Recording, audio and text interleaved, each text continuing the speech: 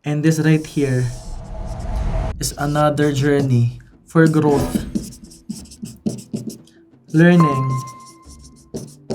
and transformation. So kung titingnan natin yung graph dito,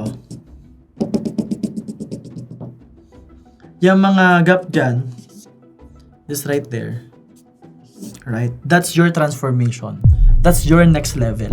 Nakakaangat ka na talaga. Not because umangat ka sa buhay, but because of the process you've been through. The challenges you've been through. Yung mga problemang nasolve mo, yung mga challenges na nalampasan mo. Now, you may seem to think that you have the best team, you have the best company now, you are earning a lot of freaking money here. Here's the good news.